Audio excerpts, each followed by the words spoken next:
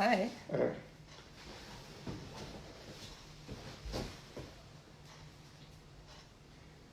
Fica olhando aí, Helena.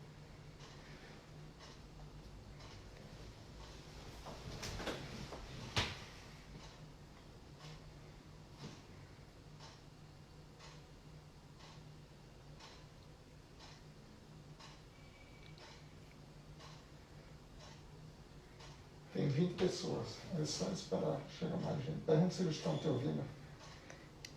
Boa noite, queridos irmãos, queridas irmãs. Vocês estão a me escutar? Respondeu? Boa noite, queridos irmãos, queridas irmãs. Vocês estão a me escutar?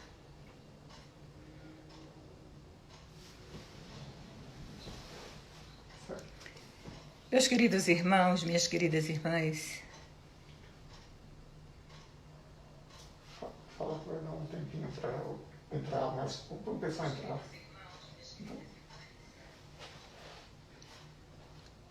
pode começar? Meus queridos irmãos, minhas queridas irmãs, queridos diretores, queridos amigos, frequentadores do Centro Espírita Vicente de Paulo, é com alegria muito grande que aqui estamos, graças a vários fatores. Primeira live que nós estamos a fazer, e para aqui estarmos, contamos com a ajuda preciosa do meu filho Alain, da boa vontade da nossa irmã Gertrudes, para que realizássemos esse encontro que muito é caro ao meu coração. É bom, é gostoso, é agradável a gente estar junto com todos vocês que fazem essa família Vicente de Paulo. E com muito carinho, com muita gratidão por tudo que vocês nos fornecem em termos de energia positiva, é sempre bom para mim estar com vocês. Nessa noite em que o Centro Espírita Vicente de Paulo ainda está a comemorar os seus 82 anos, após agradecer tudo que vocês, nos 35 anos que eu frequento a casa e trabalho, fazendo as minhas palestras às segundas, quintas-feiras do mês, eu quero deixar registrado o meu carinho e também o meu reconhecimento por essa casa, por esse portal de luz, que de uma forma continuada, quase todos os dias da semana, ela está com as suas portas abertas para receber aqueles aflitos do caminho, aqueles que lá buscam consolo, aquilo que lá buscam uma luz espiritual. Então que essa casa, cada vez mais, ela possa crescer, e cada um de vocês que a fazem, que contribuem para que as tarefas sejam realizadas, que cada vez mais vocês se sintam motivados para ajudar a divulgação do trabalho do Cristo através da Casa Vicente de Paulo.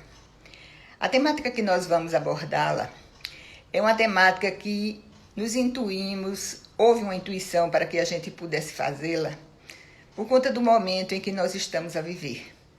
Aqui e acolá, a gente observa, a gente sente, as pessoas conversam conosco, que não estão com forças, com ânimo, com esperança de vivenciar esses dias que são muito desafiadores.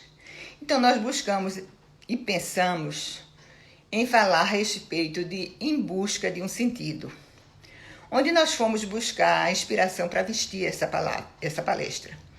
Inicialmente, nós vamos abordá-la trazendo uma experiência muito rica de um médico psiquiatra chamado Dr. Viktor Frankl, médico que era professor de neurologia e psiquiatria na universidade lá de Viena. Ele era professor de logoterapia na Universidade da Califórnia. Um psiquiatra que escreveu 32 livros, fazia muitas palestras, chegou a vir ao Brasil fazendo trabalhos.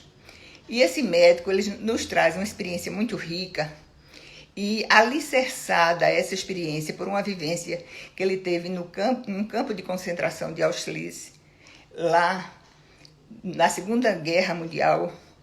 Então ele, apesar do desafio vivido, apesar do desafio sofrido, Viktor Frankl, ele encontraria forças em si para se sobrepor a tudo que ele passou.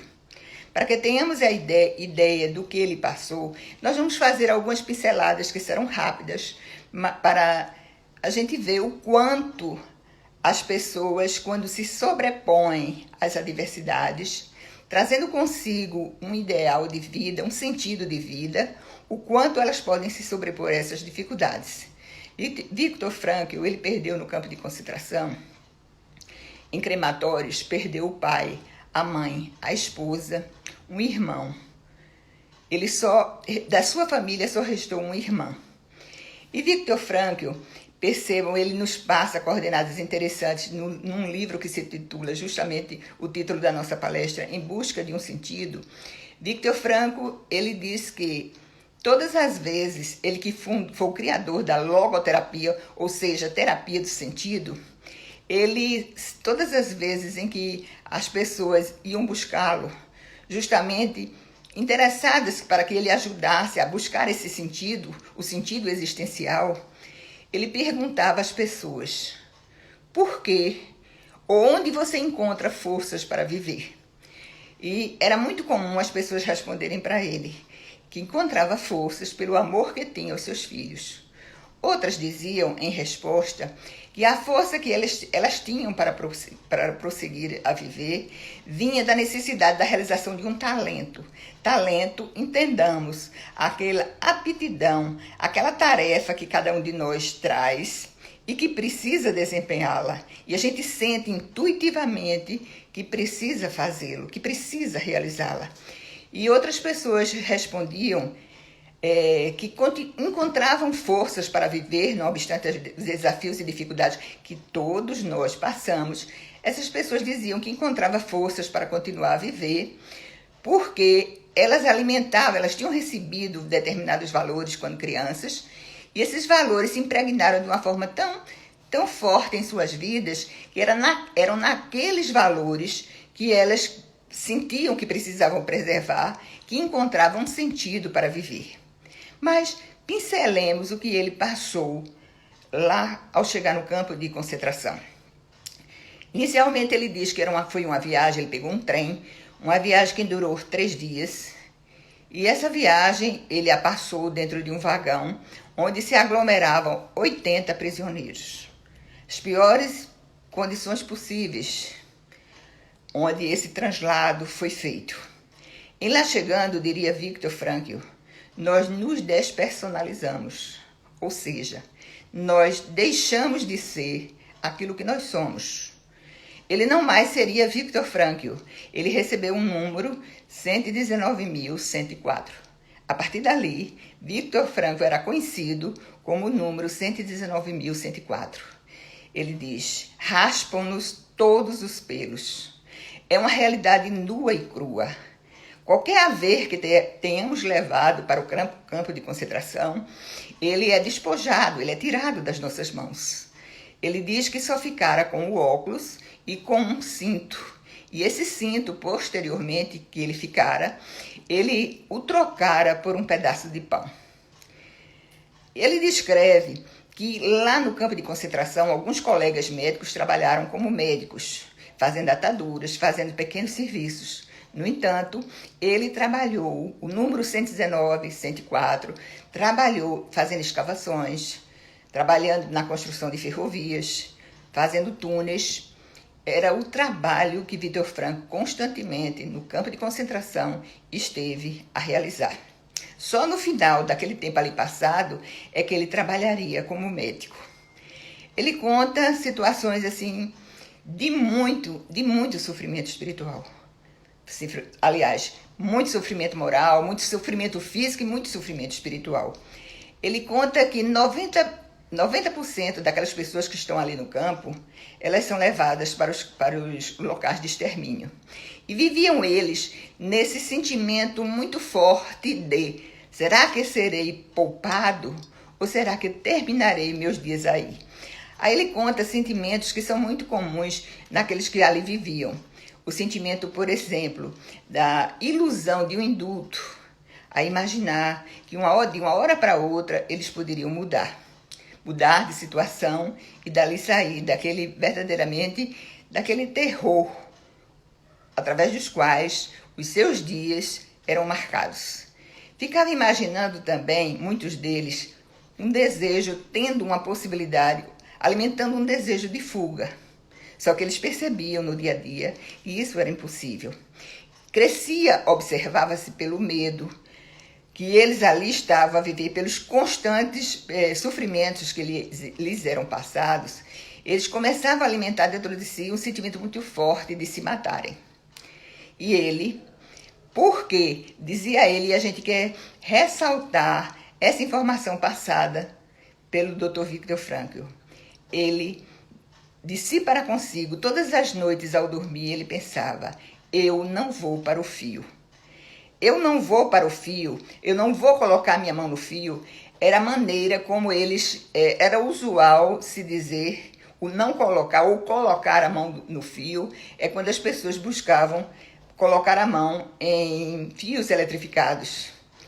E aí, consequentemente, chegariam a morrer via suicídio. Então ele dizia: eu jurava todas as noites, alimentava sentimentos de amor à minha esposa, a possibilidade de voltar e tê-la junto de mim. Ele alimentava sempre esse desejo: eu não vou colocar minha mão no fio. Mas por que é que ele encontrava essa força, enquanto tantos outros não a tinham? Aí ele diz algo, meus queridos amigos e irmãs, ele diz algo que é muito importante.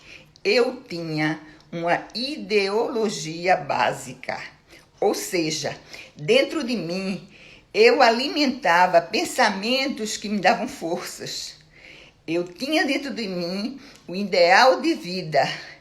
Eu dava um sentido para a minha vida, apesar do sofrimento, dos constantes sofrimentos que eu estava a passar.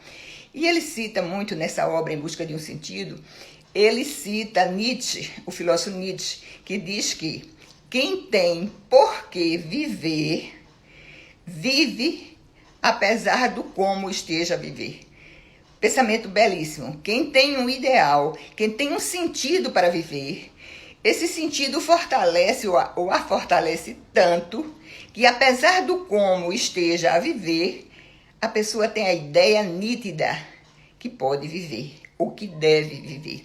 Então, a filosofia do sentido é algo que a gente deva estar, eu sugiro, a partir dessa minha informação, que a gente deva sempre estar a se indagar. Eu tenho um sentido para viver? Qual é o meu sentido? É muito importante que façamos essa indagação. E ele diria que a logoterapia, ou a terapia do sentido, que foi a terceira escola de terapia vienense, outra foi a de Adler e outra de Freud, essa logoterapia dá-nos o sentido que devemos emprestar à nossa vida e também nos relembra a essência que cada um de nós é, espíritos imortais. Nessa obra, O Sentido, Em Busca de um Sentido, Viktor Frankl diz: o sentido da vida é uma força motivadora. Cada um de nós o temos de uma forma diferenciada. Nós não podemos, por exemplo, dizer para um filho, para um companheiro, para um esposo ou para uma esposa, dizer assim: siga este sentido, esse sentido me faz muito bem. Por quê? Porque cada pessoa, ela tem de uma forma diferenciada.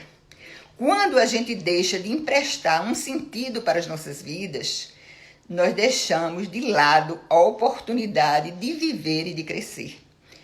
É muito comum, muitas vezes, pacientes que já estão vivendo os seus dias últimos na Terra, e as informações que muitas vezes nos chegam, a pessoa não tem mais vontade de se alimentar. Outras vezes, essa informação nos é repassada dizendo: é nítido que ela não tem mais vontade de viver. Então, termos um sentido, alimentar esse sentido, é algo que faz toda uma diferença. E, repito eu, a gente não pode pedir que alguém nos passe o sentido que ele encontrou para o seu viver. É como se alguém perguntasse a um campeão de xadrez: qual é o melhor lance? E o campeão de xadrez, com certeza, iria responder: depende. Depende do adversário que nós tenhamos e depende da situação específica do jogo. E eu diria mais, depende também daquele compromisso espiritual que nós firmamos antes de aqui chegar. Cada um de nós traz uma meta, traz um projeto, traz algo que, consciente ou inconscientemente, ao longo dos anos, a gente percebe que ele chega a despertar. Nós nos lembramos, e é interessante quando Divaldo conta essa narrativa, uma senhora de 80 anos lhe pergunta: Divaldo, o que é que eu vim fazer aqui na Terra? E Divaldo sorri e diz: olha, se a senhora chegou aos 80 anos e a senhora não tem ideia do que veio fazer aqui na Terra, dificilmente eu poderia dizer ou encontrar esse sentido que a senhora, por conta dele, encontre ânimo para viver. Então é algo muito pessoal. E é algo que nós percebemos de acordo com os relatos, nós percebemos também pelas estatísticas e pelas informações que as obras espíritas nos passam, que existe hoje um grande vazio existencial. Há uma necessidade de se ter um sentido, mas que infelizmente muitas pessoas estão perdidas. Agora recordemos o que o Dr. Viktor Frankl falou. Ele tinha um sentido e esse sentido era baseado, era fortalecido por uma ideologia básica do que ele tinha. A gente pega o Evangelho segundo o Espiritismo, no capítulo 2º, na parte que trata o ponto de vista. Aí Allan Kardec diz: a ideia clara e precisa que se faça da vida futura proporciona inabalável fé no porvir. Fé que acarreta enormes consequências sobre a moralização dos homens, porque muda completamente o ponto de vista sob o qual eles encaram a vida terrena.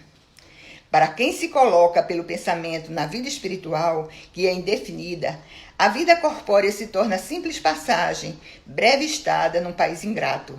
As vicissitudes e as tribulações dessa vida não passam de incidentes que ele suporta com paciência, por sabê-las de curta duração, devendo seguir-se-lhes um estado mais ditoso. A morte tão temida, nada mais restará de aterrador. Deixa de ser a porta que se abre para o nada, que torna-se a porta que dá para a libertação, pela qual entra o exilado numa mansão de bem-aventurança e numa mansão de paz. Sabendo temporária e não definitiva a sua estada no lugar onde se encontra, menos atenção presta às preocupações da vida, resultando-lhe daí uma calma de espírito que tira aquela muito do seu amargor. Então, o ponto de vista que nos anima, as escolhas que tenhamos aprendido ou tenhamos feito, vai sedimentar um bom sentido para o nosso viver. O Dr. Viktor Frankl fala nessa obra que foi feita uma pesquisa lá na França. E nessa pesquisa, as pessoas que a responderam disseram-lhe que 89% das pessoas entrevistadas, elas valorizavam o sentido da vida, mas elas percebiam que ainda não o tinham encontrado. Apenas uma percentagem pequena de pessoas entrevistadas, a metade dessas que responderam que o sentido da vida era algo muito importante, é que disseram que haviam encontrado sim esse sentido. Fez a mesma pesquisa lá em Viena e só houve uma mudança de 2% naquele percentual. Muito bem. Uma pesquisa foi feita numa famosa universidade lá nos Estados Unidos, a Universidade de Johns Hopkins, e 7.948 alunos estudantes foram entrevistados. Na entrevista, perguntaram-lhes qual é o sentido da sua vida. A resposta, dada por 16% daqueles alunos, era ganhar dinheiro, ganhar muito dinheiro. Só que um número expressivo, 78% das pessoas entrevistadas, disseram-lhe em resposta que o sentido de suas vidas era, aliás, que a maior dificuldade que elas tinham é que ainda não haviam encontrado esse sentido e buscavam-no. Viktor Frankl, ele diz que hoje em dia uma quantidade de pessoas procuram psiquiatras, não por conta de problemas cerebrais, mentais. Buscam também, grande parte, tentando que o psiquiatra as oriente para que elas possam captar, sentir, perceber um sentido para as suas vidas. E o Dr. Viktor Frankl, ele fala 3 elementos ou 3 fatores que contribuiriam de forma assim muito eficaz para a busca de um sentido, para que a pessoa o buscasse e que a pessoa encontrasse. O primeiro ponto que ele aborda como importante para a busca de um sentido seria você realizar um trabalho, você realizar uma tarefa. Eu me lembro, em relação a esse pensamento exposto pelo médico, que Albert Schweitzer, certa feita, ele era uma pessoa que se destacava nos salões de Europa. Ele tocava bem órgão, ele fazia discursos eloquentes, as pessoas o apreciavam na oratória, mas ele achava que, não obstante toda a fama, todo o destaque que ele tinha naqueles salões da Europa, aquilo não o fazia feliz. Um determinado dia, ele escutou uma informação que se buscavam voluntários para a realização de um trabalho lá na África Equatorial. Pessoas pobres que passavam por muitas doenças precisavam de alguém que lhes ajudasse. Ele deixou tudo de lado. É interessante, a gente às vezes observa isso. A pessoa dá uma guinada na sua vida, deixa de lado aquilo que costumeiramente faz e partem para um novo caminho. Ele resolveu estudar medicina e, em se formando em médico, ele se especializou em doenças tropicais e deixou a Europa e foi para lá, África, ajudar aqueles irmãos que lá estavam a necessitar. E ele diria posteriormente: eu aqui me encontrei. Ou seja, ele conseguiu realizar pôr em prática aquele talento para o qual ele viera habilitado ao o realizar. Um outro caminho que nos levaria a encontrar o sentido da vida, diz o Dr. Viktor Frankl, seria quando nós encontramos ações onde há bondade, onde há beleza, onde há verdade, onde também nos encontramos com o amor, ou quando nos encontramos com determinadas pessoas. Achei interessante isso. Às vezes, ao encontrarmos determinadas pessoas, o contato com elas, a energia passada por elas, aquilo que elas fazem com muito amor, inspiram outras pessoas a encontrarem o seu caminho. Quem não se recorda do exemplo de Maria de Magdala? Quem não se recorda que ela deixou uma vida onde, um determinado dia, num encontro memorável com Jesus, ela dizia: eu tenho tudo, mas eu não sou feliz. Eu tenho homens que me disputam. Eu sou visitada, minha casa é visitada por muitos homens, mas eu não sou feliz. Eu queria amar e ainda não conseguia amar. E Jesus abre-lhe o caminho, ensinando que verdadeiramente ela não conseguia ser feliz, porque o amor que realizava, o amor que poderia torná-la feliz, é o amor que renuncia, é o amor que se doa. No dia seguinte, as narrativas de Amélia Rodrigues nos dão conta que ela deixa sua vida entregue à viciação do sexo e dá-lhe um novo sentido. Ela buscou seguir Jesus e o fez com muita dedicação, com muito amor, a ponto de dedicar os seus dias ajudando os leprosos. Saulo de Tarso. É significativo também o exemplo de Saulo de Tarso. Qual é o roteiro de vida de Saulo de Tarso? Nós sabemos que ele era um grande seguidor da lei mosaica. Quando ele, pela primeira vez, foi levado à Igreja do Caminho por um amigo, ele sentiu uma vontade imensa de perseguir os cristãos, porque achava que os cristãos eles faziam oposição muito séria aos ensinamentos de Moisés. Transformou-se num perseguidor do cristianismo. Depois que a sua noiva Abigail, que era irmã de Estevão e que ele não sabia, que esse foi a primeira vítima do cristianismo, que deu a sua vida em holocausto ao Cristo.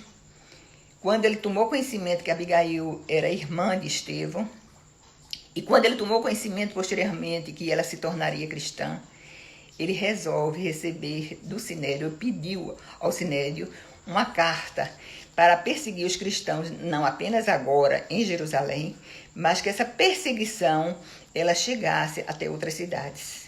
Tomou conhecimento que Ananias, que havia apresentado a Abigail o cristianismo, estava em Damasco. Ele vai para Damasco. O Espírito Emmanuel, através de Chico Xavier, na obra memorável Paulo Estevão, ele retrata com muita fidelidade o que aconteceu na tela mental de Saulo de Tarso, naquela viagem que durou 3 dias, numa pequenina caravana, quando ele já próximo à cidade de Damasco, diz o Espírito Emmanuel, ele se via preso de mudas cogitações. Num solilóquio, ou seja, num monólogo consigo próprio, ele pensava, de que valer a sua vida? Ele se lembrava da sua juventude, ele se lembrava dos amigos que tinha, ele se lembrava dos títulos que ele recebera já no Sinédrio. Mas aquilo ele pensava de si para consigo, não o fazia feliz. Não, aquilo não o fazia feliz. Ele observava também que tinha amigos, mas também que tinha muitos inimigos. Muitos inimigos. E ele se questionava sobre o sentido da sua vida. Se valeria a pena ele continuar como ele sempre esteve a viver.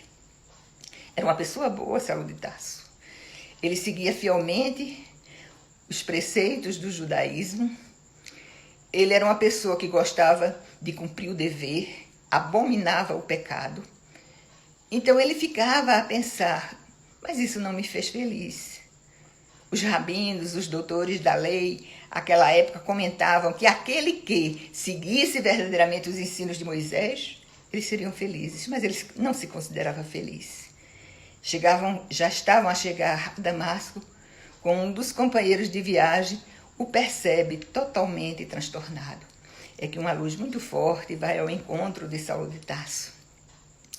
Essa luz é tão forte que ele cai do cavalo e ele agora observava quem era aquela figura majestática que aparecia ali diante de si. Pergunta a esta figura, quem sois? Em resposta, Jesus diz, eu sou Jesus. Então Saulo, de uma forma muito rápida, ele fica a pensar. Os homens do caminho, como assim eram chamados os primeiros cristãos, eles acreditavam em algo real. A crença de Abigail era uma crença certa. Aquilo que Estevão falava era uma pura realidade. Jesus estava ali, grandioso diante de si. E num processo que ele não conseguia controlar, começou a chorar. Passou em revista, agora, todos os seus atos de perseguição aos cristãos. Ele chorava de forma comovida. Jesus diz para ele, Saulo, Saulo, não recalcitres contra os aguilhões. Ou seja, não te oponhas mais àquilo que te aparece como verdade. E ele de forma rápida, eu tô dando muito destaque a isso, e ele de forma rápida, ele pensou perder Abigail. E em perdendo Abigail, ele não pensava mais em casar. Então ele agora, de agora em diante, ele seria fiel a Jesus. É quando ele pergunta, aquela célebre pergunta, que cada um de nós, até nós que ainda achamos que não encontramos o sentido da vida, devemos pedir a Jesus que ele nos oriente, que ele nos intua, que ele nos diga. Ele pergunta a Jesus, Senhor, que queres tu que eu faça? E aí, nós encontramos que Saulo deixou de lado o sentido anterior, porque de acordo com o ciclo de vida que estejamos a viver, também os sentidos mudam, se modificam. Eu tenho uma amiga muito querida, ela desencarnou há pouco, e ela teve um bom casamento. O esposo dela desencarnou há 1 ano atrás, ela desencarnou há poucos dias, e ela dizia, todas as vezes que chegava à noite, ela fazia um dia menos para me encontrar com fulano.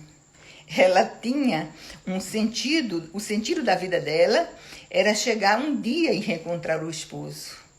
Há sentidos diversos, porque cada um de nós temos histórias diversas e temos despertares que são diversos. Há pessoas que vivem e encontram emulação para o sacrifício, para uma doação devotada, pessoas que vivem para criar filhos. Eu tenho uma cunhada, ela já voltou para o mundo espiritual. Quando ela se soube com câncer na mama, ela tinha dois filhos pequenos. Viveu 15 anos lutando bravamente, se submetendo a todo tipo de tratamento. E ela dizia, eu quero deixar esses meninos encaminhados.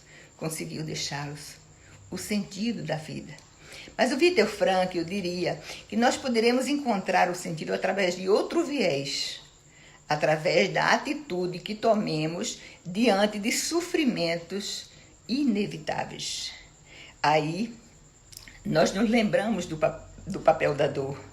Aí nós remontamos ao Evangelho segundo o Espiritismo. A dor é uma bênção que Deus manda aos seus eleitos. Não vos aflijais, portanto, quando estiveres a sofrer, porque a dor é um selo que vos marca para a vida eterna. Bom, vamos fazer apologia da dor? Não, vamos entender o papel da dor. Porque quando a gente tem um sentido de vida, a gente encontra até um sentido no sofrer. Quem ainda não leu, e se não tiver lido, busque ler no livro Ressurreição e Vida, aquela história do conde Dmitri Doukourikov. Era um jovem, rico, bonito, um jovem que foi participar da Guerra da Crimeia porque quis participar, e vindo da guerra, ele se tornou um paralítico. Como ele era muito orgulhoso, ele resolveu sair da capital russa, em Moscou, e ir para uma das propriedades que o pai tinha, para que as pessoas não o vissem, os seus colegas de vida boêmia, não o visse da maneira como ele estava. E ele vai para uma propriedade rural, e lá, de forma muito revoltada, ele começou a viver os seus primeiros dias. É quando ele deu-se conta que outras pessoas naquela propriedade de seu pai viviam em situações piores. Ele chegou à conclusão, graças a uma frase dita por um rapazinho, filho do administrador da propriedade. Meu irmão, em piores condições em que vive o senhor conde, ele não é revoltado contra Deus. Aquela frase foi, eu diria, aquele lance que o levaria a reflexionar. Ele teve a oportunidade de conhecer 4 pessoas na propriedade e todas elas, de forma resignada, elas estavam a viver. Então ele se deu conta que ali, só ele era uma pessoa que ainda não tinha entendido o sentido da vida. Leon Denis, no livro O Problema do Ser, do Destino da Dor, ele diz: aqueles que não sofreram mal podem compreender estas coisas, porque neles só a superfície do ser está roteada, valorizada. Existe falta de largueza em seus corações. Existe a fusão nos seus sentimentos. Seu coração abarca horizontes acanhados. Isto é, aquelas pessoas que ainda não sofreram. Aí Leon Denis fala a respeito do poder, da força educativa da dor. São necessários os infortúnios, as angústias do ser, para dar à alma a sua beleza moral, para despertar aqueles seus sentidos que estão adormecidos. Qual o sentido da minha vida? Através da dor, inclusive da dor, a gente pode encontrar razão, a razão do viver e a razão daquele sofrer. No livro Vermelho de Carl Gustav Jung, existe uma história interessante e tem elementos muito semelhantes a esse momento de pandemia que cada um de nós está a viver. A história começa assim, ou a narrativa começa assim. Determinado dia, um rapaz que trabalhava num navio chega e diz ao capitão: capitão, nós temos aqui conosco uma pessoa que está muito resignada com a situação que nós estamos a viver. E que situação era essa? Estava havendo uma epidemia e aquelas pessoas que estavam dentro daquele navio, elas estavam proibidas de desembarcar. Grande parte da tripulação entendeu a orientação dada ou a proibição colocada. Mas existia um menino que ele estava irrequieto e ele estava todo o tempo a falar.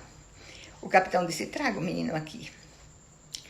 Perguntou antes que o menino chegasse junto de si, perguntou à pessoa que o informara da inconformação dele. Ele não tem o que comer? Tem sim, ele está comendo, ele está se alimentando bem. Ele não dorme? Está dormindo bem. E por que ele está tanto a reclamar? Traga-me ele aqui. O menino chegou. Aí ele disse: por que você está reclamando tanto? Ah, capitão, porque eu gostaria, aliás, como todas as pessoas gostariam, de descer à terra. Eu estou com muitas saudades da minha mãe. E aí o capitão diz: vamos conversar. Perceba, o que você acha se você descesse, fosse ao encontro da sua família e você viesse a contaminar um parente seu, um parente que estivesse numa situação de risco, tivesse dificuldades de recuperar o seu estado sadio? Ah, capitão, eu me sentiria muito mal. Eu me sentiria muito mal. Ele disse: pois bem, você já se privou de alguma coisa? Aí ele disse: o senhor está brincando. Eu já estou privado de descer à terra. E o senhor está a me perguntar se eu já me impus a mim próprio alguma proibição. O senhor está brincando? Ele disse: não. Todas as vezes em que a vida nos impuser algo, e se nós não buscarmos fazer um movimento no sentido de aproveitar aquela imposição, nós perderemos, nós não ganharemos em tendo vivido aquela situação. Aí ele disse: eu já passei por situação semelhante. Eu já tive embarcado e quando estava prestes a chegar à terra firme, uma imposição foi posta. Também estava a haver uma epidemia e nós não podíamos desembarcar. E aí o menino agora ficou curioso. E como o senhor procedeu? O que é que o senhor fez, capitão? Ele disse: olha, quando a gente fica recluso, quando a gente fica com as possibilidades de ação limitadas, a gente começa a adquirir maus hábitos. Hábitos que percebemos ao longo do tempo que são hábitos negativos. E aí façamos um parênteses. Quem de nós, nesse período de 17 de março, quando aqui no estado o decreto governamental nos proibia ou nos impunha o isolamento social, quantos hábitos a gente já alimentou de forma negativa? Quanta tristeza, quanta revolta. Fica a resposta para cada um de nós. Muito bem. Aí ele disse: eu tinha duas opções. Ou alimentar esses hábitos negativos que advêm dessas situações, ou então eu criava hábitos novos. E quais os hábitos que o senhor criou? O capitão responde: comecei a me alimentar, o primeiro hábito, comecei a alimentar menos do que eu me alimentava. Comecei a reduzir também a quantidade de alimentos que não eram tão leves. Além de alimentar-me menos, comecei a observar que tipo de alimentação eu deveria digerir. Aliás, ingerir. Em terceiro lugar, primeiro diminuiu a quantidade de alimento, depois observou que alimentos estava a usar. Em terceiro lugar, ele começou a fazer um trabalho mental. Procurar deixar de lado aqueles pensamentos negativos, aqueles pensamentos que nos poluem, substituindo-os por novos e bons pensamentos. Mas ele diz: também era necessário fazer mais alguma coisa. Aproveitei a ponte do barco onde estava e comecei a fazer exercícios físicos. À hora da tarde, eu usava, de acordo com os ensinamentos de um velho hindu, eu usava para orar. Orava muito, orava por mim. E também o velho hindu havia me orientado que através do pensamento eu poderia dirigir às pessoas queridas bons pensamentos, boas mentalizações. Comecei a orar por mim, comecei a orar por elas, comecei a mentalizar que uma energia muito boa ia chegando e essa energia começava a fazer parte de mim. E ele disse, após tudo isso feito, ao invés de ficar lamentando os dias que ainda ali tinha que passar, e a tristeza da criança era porque ele não poderia descer a terra e ver a família. A tristeza daquele capitão era que ele estava com a vontade louca, muito grande, de curtir os dias de primavera. Aí ele disse, não foi possível curtir aquela primavera. Passei por outros tormentos, deixei de fazer coisas que gostava de fazer, praticar o ócio, tomar rum, compartilhar com os companheiros antigas atividades que costumava com eles participar. Mas aí eu entendi que aquele era um sofrimento inevitável. Então comecei a pensar, idealizar o que é que aconteceria quando eu voltasse. Quando eu voltasse ao convívio social. E ele disse, fui alimentando, sublimando esses desejos. E um dia eu pude do barco sair. A história tem muita semelhança com a nossa. Um dia, isto há de passar. Muito bem. Aí o menino disse para ele, o senhor perdeu a primavera. Realmente, naquele ano, eu não curti em terra a primavera. Mas eu consegui florir e levar a primavera para dentro de mim.